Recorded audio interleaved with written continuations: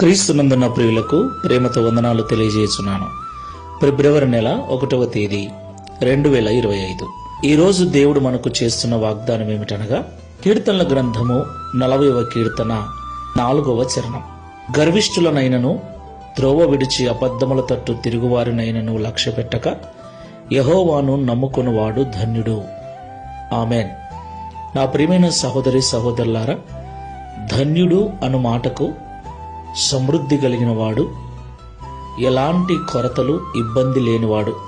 ధన్యుడు అనగా దేవుని చేత ఆశీర్వదించబడినవాడు, దేవుని లెక్కలో నిలిచినవాడు అని అర్థం. ఈ లోకంలో అనేక రకాలైనటువంటి అవసరాల నిమిత్తమై అనేక రకాల మనుషుల మీద మనం ఆధారపడుతూ ఉంటాం. వారిలో గర్విష్ఠులు ఉంటారు, అబద్ధాలు ఆడేవారు ఉంటారు, మోసం చేసేవారు ఉంటారు. అయితే వారు అలాంటి వారిని తెలియక వారి మీద లక్ష్యం ఉంచి వారు ఏదో మేలు చేస్తారని మనం నమ్మినప్పుడు కొన్నిసార్లు వారు మాట తప్పొచ్చు, మనలను మోసం చేయొచ్చు. అయితే ఈ లోకంలో మనుషుల మీద కాకుండా యెహోవా మీద ఆశ పెట్టుకొని యెహోవా దేవుణ్ణి నమ్ముకున్నట్లయితే అట్టి వానిని దేవుడు ధన్యునిగా మారుస్తాడని వాగ్దానం చేస్తున్నాడు. ఈ మాటలుంటున్న ప్రియ సహోదరి సహోదరుడా, ఈ దైనందిన జీవితంలో నువ్వు చేసే పనిని బట్టి, నీ స్థితిని బట్టి మనుషుల వైపు చూస్తూ మనుషులను నువ్వు నమ్ముకుని జీవిస్తున్నావేమో. ఒకరోజు వారు మాట తప్పుతారు, మోసం చేస్తారు.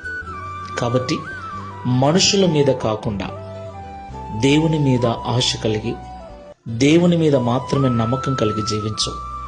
ఆయన ఎన్నటికీ మాట తప్పడు, ఆయన ఎన్నటికీ మన జీవితాలను విడిచిపెట్టడు. ప్రార్థన చేసుకుందాం. ప్రేమ స్వరూపుడమైన తండ్రి, పరిశుద్ధుడైన ప్రభువా, మీకు స్తోత్రాలు చెల్లిస్తూ ఉన్నాం.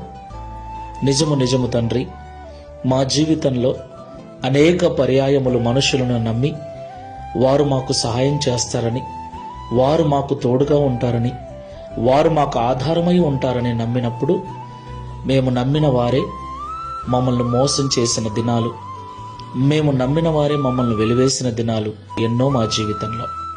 మేమెవరో తెలియనట్లుగా నటించిన వారు, మా బాగోగుల గురించి కనీసము మాటనైనా అడగనటువంటి మనుషులను మేమెందరినో చూశాం. ఆ సమయంలో ఎంతో కృంగిపోయాం. అయితే ఎవడైతే ఈ లోకంలో అబద్ధికులైన, గర్విష్ఠులైన, మంచి త్రోవను విడిచిన మనుషులను లక్ష్య పెట్టక యెహోవా యందు మాత్రమే నమ్మకం కలిగి ఉంటాడో వాడు ధన్యుడు అని ఈరోజు మాతో మాట్లాడాం.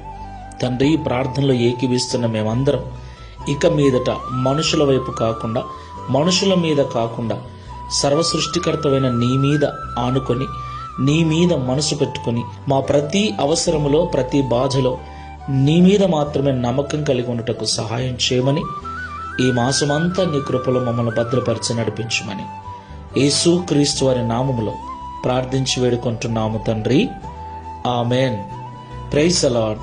God bless you.